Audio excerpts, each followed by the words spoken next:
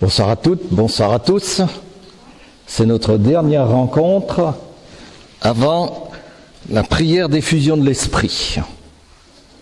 Ceux qui n'étaient pas là le dernier mercredi n'ont rien perdu puisque il n'y a pas eu d'enseignement faute de quorum. Vous n'étiez pas suffisamment nombreux. Voilà.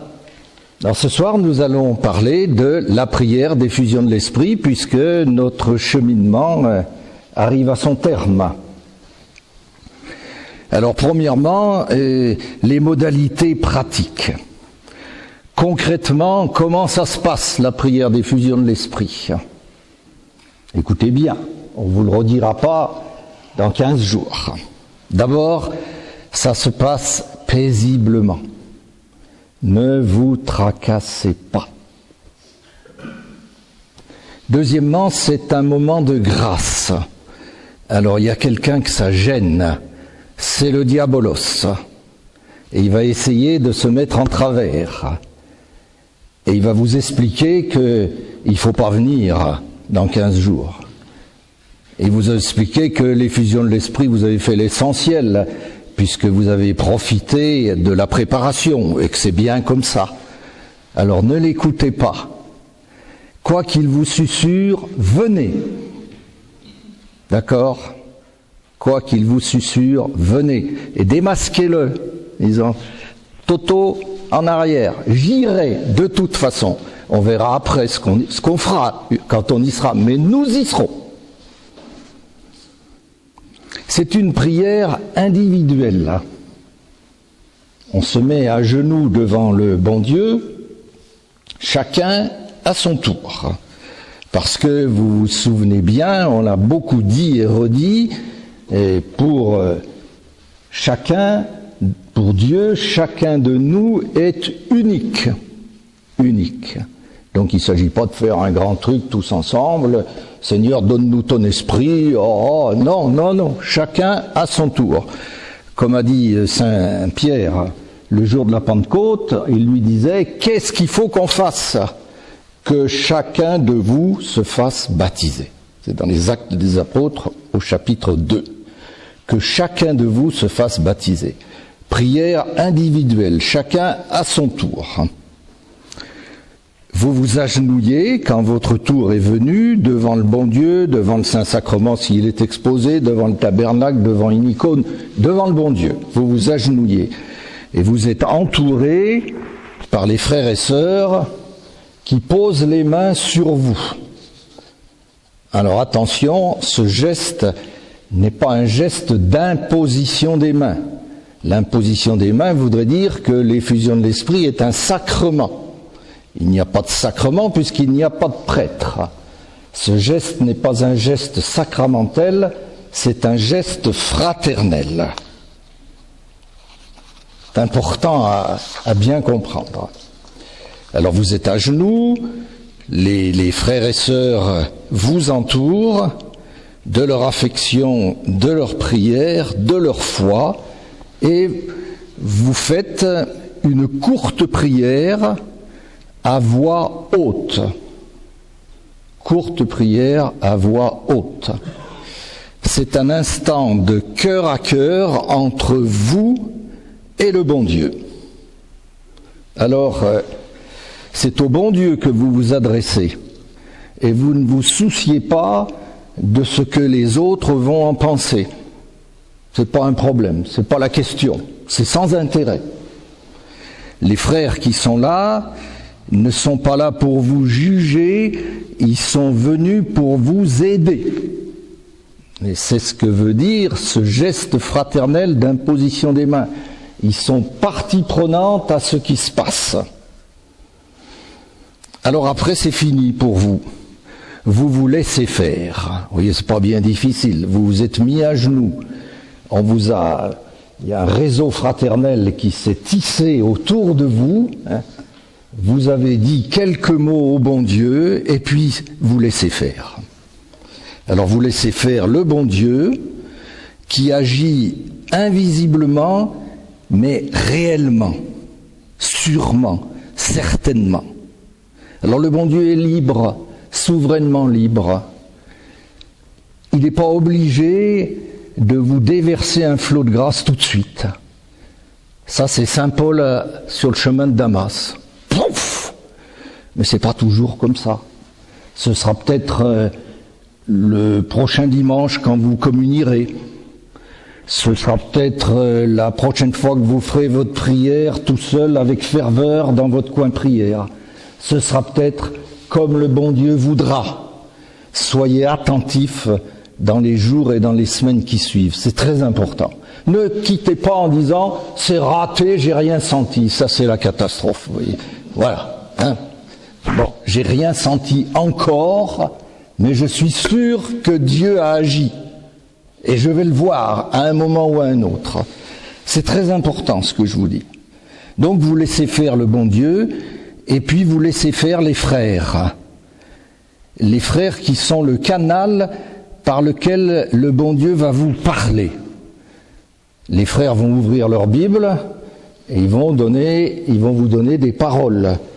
Les frères vont donner des paroles inspirées, comme Astrid nous en a donné une tout à l'heure, pour vous, inspirées par le bon Dieu, pour vous. Les frères auront peut-être des images qu'ils donneront aussi à haute voix. Alors, mais vous êtes ému, vous entendez pas tout, vous vous souviendrez de rien. Eh ben oui. Alors, cool, paisible, laissez faire, on vous donnera tout par écrit quand vous partirez. Il y a un frère ou une sœur qui remplit la fonction de scribe et qui écrit tout ce que le bon Dieu vous dit par les frères. Donc, ne cherchez pas à retenir, simplement si, quand une parole est donnée, vous avez très chaud au cœur, alors là, ça veut dire quelque chose. Hein. D'accord. Mais pour le reste, restez paisible, restez cool, restez ouvert. Voilà. Alors ce papier qui va vous être remis, où il y aura tout ce que le bon Dieu vous a dit par le canal des frères, il faut le garder précieusement. Parce qu'il y a des choses qui vous diront rien aujourd'hui. Et puis dans 6 mois, ce sera une lumière. Ah, le bon Dieu savait ce qui allait m'arriver et il m'a dit ce que je devais faire. Il m'a dit comment je devais me comporter. Donc ce papier, vous devez l'avoir et à portée de prière. Vous voyez, il faut y revenir et ne pas vous étonner qu'il y ait des choses qui vous disent rien. Dans l'instant, je ne comprends pas. Je comprendrai plus tard. Voilà, c'est fini. 10 minutes environ, ça dépend les uns les autres. C'est au suivant. Vous vous levez paisiblement et puis vous prenez votre place dans le groupe des frères et votre main sera sur le frère ou la sœur qui vous suivra et avec tous les frères et sœurs, vous porterez vers le bon Dieu sa prière. C'est ça la fraternité. C'est clair ? Vous vous souviendrez de tout ça. Voilà, maintenant vous savez comment ça va se passer. Donc, voilà, vous êtes à l'aise. Alors, de cette prière d'effusion de l'esprit, nous terminons notre parcours en nous demandant quel fruit on peut attendre d'une prière d'effusion de l'esprit exaucée. Ah oui, mais Jacques, je suis pas sûr d'être exaucé. Mais si, vous êtes sûr d'être exaucé, pour autant que vous fassiez votre prière avec ferveur. Retenez ce terme, avec ferveur. Voilà. Alors, qu'est-ce que va vous apporter l'effervescence retrouvée de votre stock d'Esprit Saint? Les bulles, dans le stock d'Esprit Saint raplapla, vous vous souvenez? Qu'est-ce que ça va se traduire comment? Ben, on va pas l'inventer, on va le lire dans l'Évangile. J'espère que vous avez pu prendre les uns et les autres quelques minutes pour vous remettre en mémoire l'épisode d'Emmaüs qu'on vous a envoyé. On va lire dans l'épisode d'Emmaüs, qui est une effusion de l'esprit exemplaire, ce qu'ont reçu les bénéficiaires de cette effusion de l'Esprit. Ah oui, mais c'est une effusion de l'Esprit, Jacques, c'est pas une prière d'effusion de l'Esprit. Ils l'ont pas demandé, elle leur est tombée dessus. Vous êtes bien sûr? Vous êtes bien sûr? Alors, vous avez mal lu. Moi, je lis au verset 29. Reste avec nous. Ah, reste avec nous. Ça, c'est une parole venue du cœur. Celui qui aime ne supporte pas la séparation. Ne me quitte pas, ne me quitte pas. Il y a une chanson célèbre de Jacques Brel. Ne me quitte pas. C'est ça qu'ils disent à Jésus. Ne nous quitte pas, parce que on est bien avec toi. Alors vous notez le verset avant, la discrétion de Jésus. Juste avant, Jésus fit semblant d'aller plus loin pour qu'il soit totalement libre de l'inviter ou non. Il n'a pas dit, tiens, c'est bien, on va pouvoir s'arrêter là. Vous arrêtez aussi, c'est chouette, on sera ensemble. Non, non. Moi, je continue. Reste avec nous, Seigneur. C'est-à-dire que dans 15 jours, vous n'êtes pas convoqués par le bon Dieu.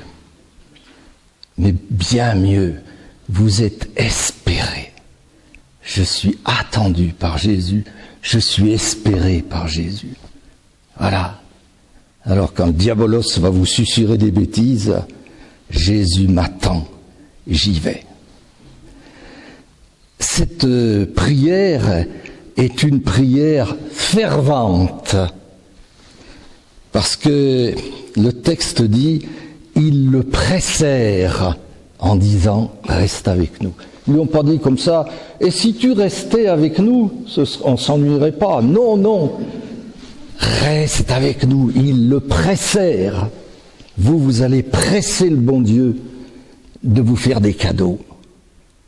La prière fervente. Ils ont un cœur de grand désir. Et ce qu'ils demandent avec grand désir, Jésus va le faire. Et Jésus, il a beaucoup de choses à faire ce jour-là. C'est le jour de Pâques. Il sort du tombeau. Ils ne sont que deux. Et pour eux deux, Jésus fait halte. Voilà. C'est bouleversant de penser que dans 15 jours, ici, Jésus va faire halte pour chacun de vous. Parce que chacun de vous est précieux à ses yeux. Ah, c'est magnifique. Donc il y a eu une prière, une belle prière, une prière fervente et une prière exaucée. Alors les fruits de cette prière, on les prend dans l'ordre en lisant le texte. Jésus leur partage le pain, il communie des mains de Jésus et leurs yeux s'ouvrirent. Leurs yeux qui étaient fermés, qui étaient empêchés de le voir, dit le texte au début, ils cheminent à côté d'eux, ils ne le reconnaissent pas. Soudain, leurs yeux s'ouvrent, ils deviennent clairvoyants. Ils comprennent qu'ils sont sur le mauvais chemin et ils changent de route. Ils reprennent le bon chemin, celui de Jérusalem. Nous aussi, nous sommes en chemin vers la Jérusalem céleste. Et chaque fois que nous faisons un péché, nous prenons une bifurcation. Et il faut que nous revenions sur le bon chemin, comme eux. Donc ils deviennent clairvoyants. Alors vous aussi, dans 15 jours, vous verrez peut-être que vous êtes sur des chemins dont vous n'êtes pas sûr qu'ils soient réellement bons. Et vous serez peut-être alors conduit à changer de route, à changer de comportement sur tel ou tel point particulier qui vous apparaîtra parce que vos yeux s'ouvriront. Les bons chemins, c'est les chemins que Dieu nous indique. Ce sont ceux qui mènent à bon port. Et depuis toujours, Dieu nous indique les bons chemins. Dieu et Dieu seulement. Souvenez-vous, la nuée dans le désert les a conduits pendant 40 ans. On bouge pas, on s'arrête, on repart, on va ici, on va là. La nuée, jour et nuit. Le psaume du bon berger qu'on connaît tous par cœur, le Seigneur est mon berger, il me guide par le juste chemin. Il me montre le bon chemin. Alors c'est vrai depuis toujours, mais c'est vrai aussi aujourd'hui. Si vous voulez, aujourd'hui, le bon Dieu met à notre disposition 2 colliers pour voir clair. Ou si vous préférez, 2 guides. Nous sommes les routards du ciel, tous, en route vers le ciel. Alors on a 2 guides du routard. Premier guide, la parole. J'ai lu récemment, sous la plume de Benoît XVI, parlant de la parole de Dieu, il dit « ce pain de la vérité ». Le vrai chemin, le bon chemin, c'est la parole de Dieu qui me l'indique. Lampe sur mes pas, lumière sur ma route. On en a besoin. Quand on va quelque part, on ouvre son guide. Notre guide, c'est la parole de Dieu. Deuxième guide du routard, l'enseignement de l'Église, qui actualise la parole de Dieu. Sur la bioéthique, Jésus ne nous a pas dit grand-chose, parce que à l'époque, c'était une question qui ne se posait pas. Elle se pose aujourd'hui, et nous avons besoin que l'Église nous éclaire. Voilà, les 2 guides du routard. La parole de Dieu et l'enseignement de l'Église. Alors ça tombe bien parce que le premier fruit, donc, c'est la clairvoyance, qui nous montre les bons chemins. Les bons chemins sont décrits dans le guide de la parole de Dieu. Et voilà que nous avons le goût de la parole, deuxième fruit. Notre cœur n'était-il pas tout brûlant quand il nous expliquait les Écritures sur le chemin? Voilà. Vous voyez comme c'est bien fait. Pour que je vois clair, il faut que je lise la parole, et voilà que le bon Dieu va me donner dans cette effusion de l'esprit le goût de la parole. L'amour de la parole. Vous allez découvrir en lisant la parole, vous allez relire Emmaüs pour la 25e fois, et vous allez trouver des choses que vous n'aviez jamais vues. Et vous allez dire, oh que c'est beau. Voilà. Deuxième fruit, l'amour de la parole. Troisième fruit, ils se levèrent. Ils se levèrent. Ils ont vu clair, alors ils se lèvent. Ça veut dire que vous aussi, vous allez vous lever. Si vous êtes en panne spirituelle, vous allez redémarrer, vous allez vous remettre en route. On vit tous, à certains moments, des moments sans. En principe, ce n'est pas votre cas, parce que vous ne seriez pas ici ce soir. Alors vous êtes sur le chemin, vous cheminez, et vous allez accélérer le pas. Vous allez aller plus vite sur le bon chemin de Jérusalem. Ça veut dire quoi? C'est toujours la même chose. Ça veut dire que il sera facile pour vous de donner plus de temps à la prière, de prendre plus de goût à la messe, d'y aller plus souvent peut-être, de vous confesser plus régulièrement et plus souvent. Vous accélérez le pas et vous le faites parce que l'Esprit vous a donné sa force. Vous êtes... Le texte dit « Aussitôt ils se levèrent, aussitôt ils sont pris dans le dynamisme de l'esprit de force. » Vous vous souvenez, on a dit ça la dernière fois. Vous allez recevoir la force d'en haut. Et je vous ai dit qu'en grec, c'était « dynamis ». Donc vous allez être dynamisé comme eux. Oh, formidable, formidable. Si vous voulez, le troisième fruit, donc, c'est la vigueur, la force, le dynamisme. Tout ça, c'est la même chose. Et c'est essentiel pour notre vie de chrétien. Vous voyez bien, après avoir discerné le bon chemin, maintenant il m'est donné la force pour avancer dessus.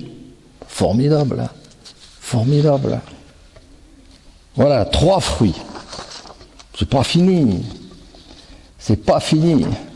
Ça vaut vraiment le déplacement, une prière d'effusion de l'esprit. Parce que déjà avec ça, c'est bien, mais il y en a encore autant. Il y a 6 fruits dans l'épisode. Je continue. Ils retournèrent à Jérusalem, on l'a dit, pour retrouver les 11 apôtres et leurs compagnons. Et Luc, qui est le seul à nous donner cet épisode, précise bien « et leurs compagnons ». C'est-à-dire qu'il nous dit bien qu'ils vont retrouver l'Église. C'est très important. Cette Église dont je vous rappelle que le matin, ils l'avaient quittée, avec laquelle ils avaient rompu. On est parti, nous on n'y croit plus. Et l'Esprit Saint les pousse à revenir dans l'Église. Le 4e fruit, c'est l'amour de l'Église. C'est l'amour de l'Église. C'est si facile de critiquer l'Église. C'est si facile. Qui de nous ne s'y est pas adonné un jour ou un autre? Je serais meilleur chrétien si... C'est la faute de l'Église. Les homélies de mon curé, il veut jamais faire d'adoration. La confession, c'est jamais aux heures qui nous arrangeraient. C'est la faute de l'Église si je ne suis pas meilleur chrétien. Absurde, il faut renverser. Si j'étais meilleur chrétien, l'Église serait meilleure. C'est notre responsabilité à nous que l'Église soit meilleure. Et donc, cet amour de l'Église qui nous est donné va nous empêcher de la critiquer. La critique ne mène à rien et la critique est mortifère. Je me souviens, nous faisions de l'évangélisation porte à porte à Haute-Rive. On pousse les portes, bonjour, bonne nouvelle, tout ça. Et c'est pas facile, mais bon. Et on tombe sur une dame affreux, qui nous expliquait que Lourdes c'était faux, que la Bernadette, on l'avait mis à une fausse Bernadette, qu'il n'y avait jamais eu de Sainte Vierge, que les curés, des tombereaux contre l'Église, des tombereaux. Et nous avons simplement dit, c'est une expérience formidable. On n'a pas disputé. On a dit simplement, nous, notre pape, on l'aime et on fait ce qu'il nous dit. Oh, ça a été fini, terminé. Vous voyez, on a simplement dit qu'on aimait l'Église. Eh oui. Et on a gagné, là. On a gagné. Si on n'avait pas aimé l'Église, on serait rentré dans une dispute sans fin et qui n'aurait mené à rien. Voilà. L'amour de l'Église est un fruit extrêmement précieux. Extrêmement précieux. Alors vous me direz que vous aimez déjà l'Église. D'accord. Alors ne la critiquez plus jamais.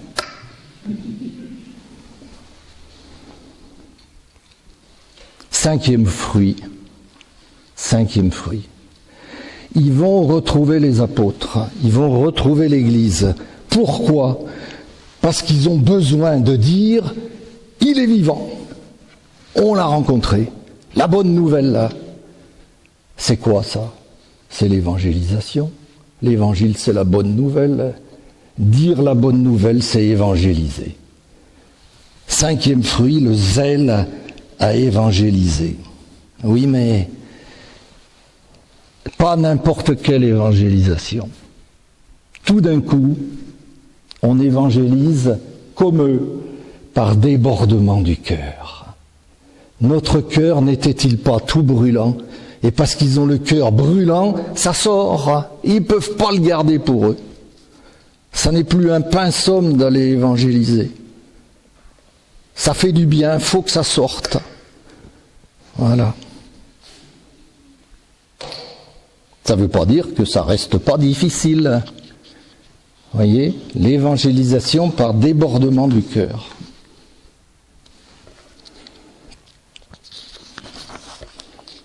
L'évangélisation, c'est un charisme, ça, pour les autres. C'est l'évangélisation avec des mots. Mais il y a un sixième fruit, et là il faut reprendre la totalité de l'épisode. C'est l'évangélisation sans rien dire. À l'aller, nos deux gars, ils avaient le visage sombre, ils dégoulinaient de désespérance, ils ne pouvaient apporter aux autres que du négatif. Au retour, ils débordent d'enthousiasme, c'est communicatif, ils ont le cœur brûlant, ils sont ardents. Alors ça se voit, ils rayonnent. Et c'est l'évangélisation par rayonnement. Et le père Zundel, qui est un des grands, un grand mystique du siècle dernier, qui est mort en 1975, qui était un grand ami de Paul VI, et il avait prêché une retraite au Vatican, et il disait, lui, que la seule évangélisation valable, c'était l'évangélisation par rayonnement, sans rien dire, parce qu'on est.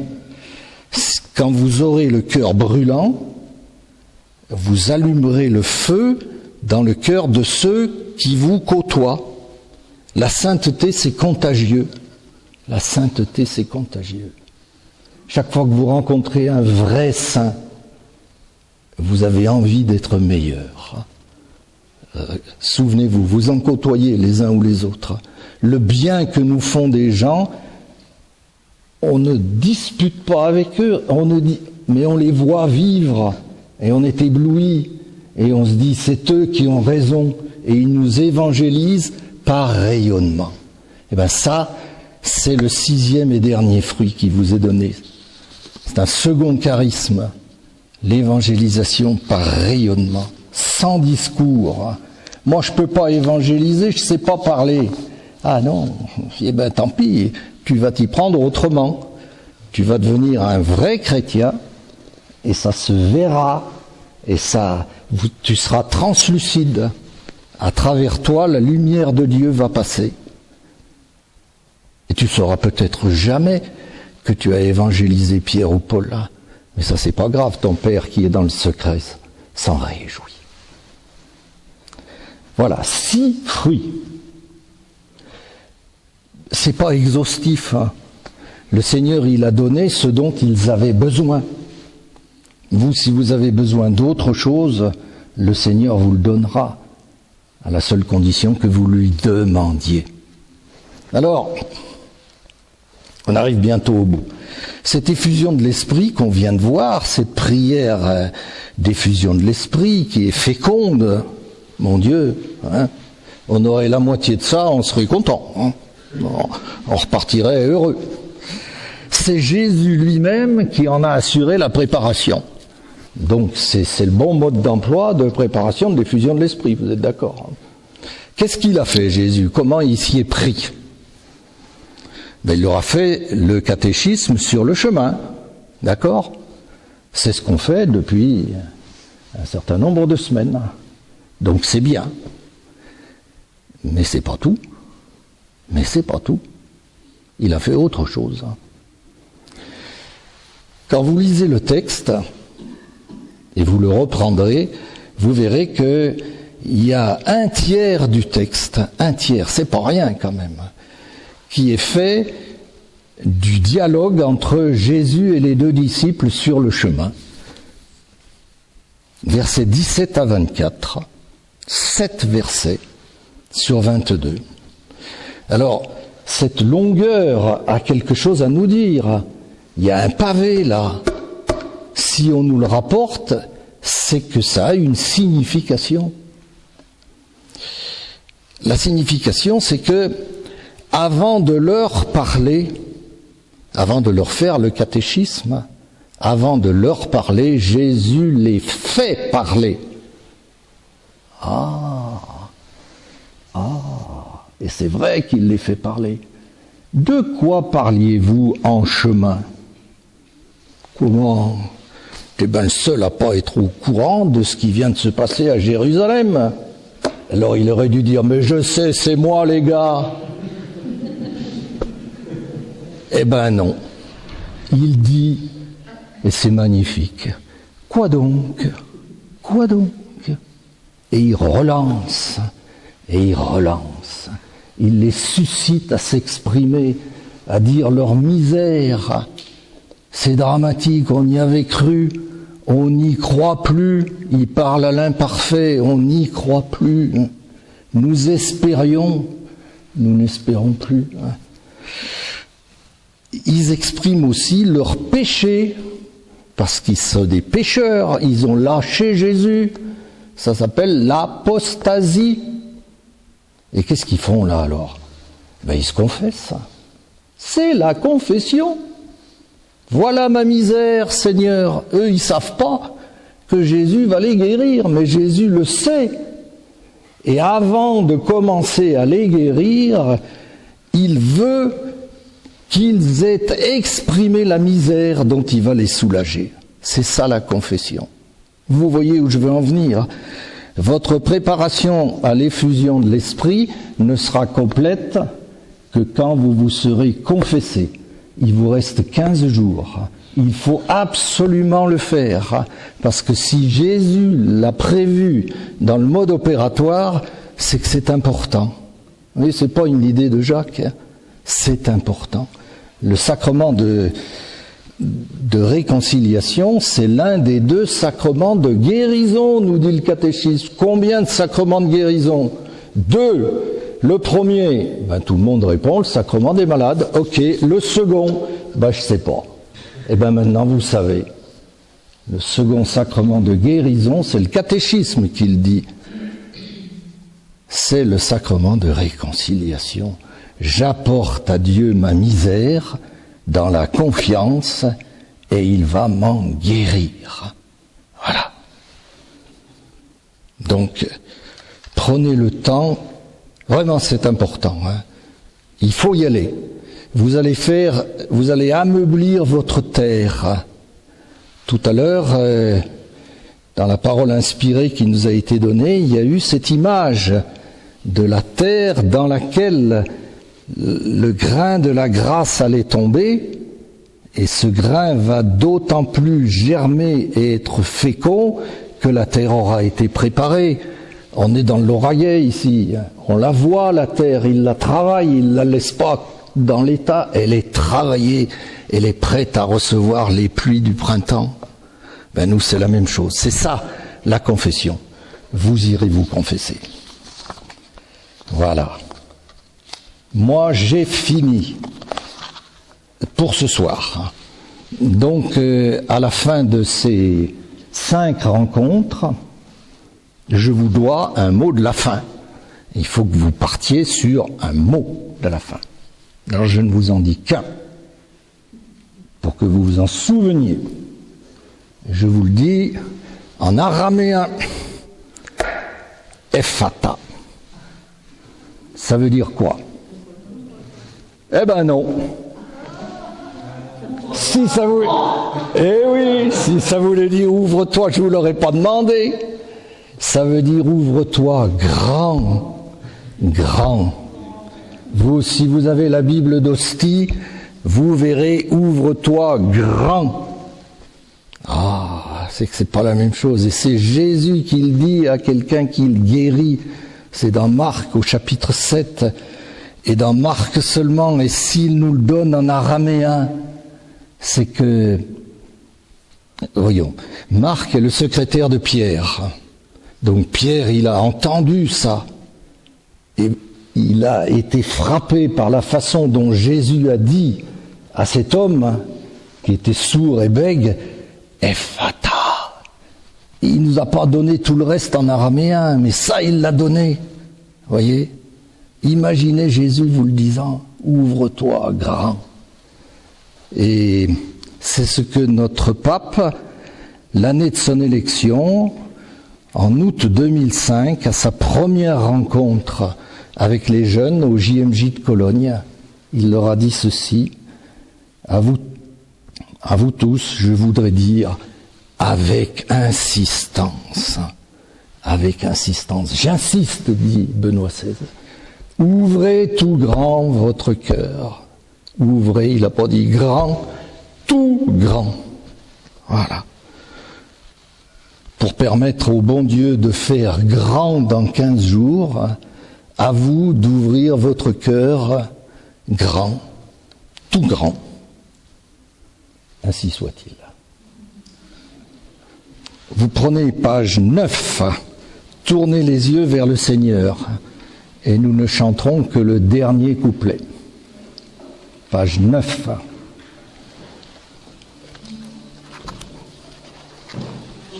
Les yeux.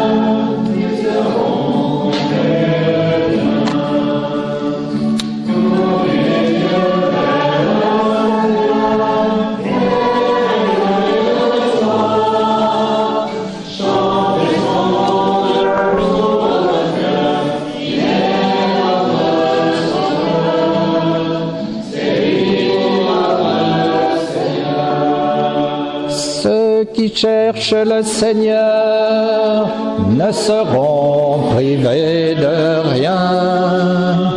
S'ils lui ouvrent leur cœur, ils seront privés de rien.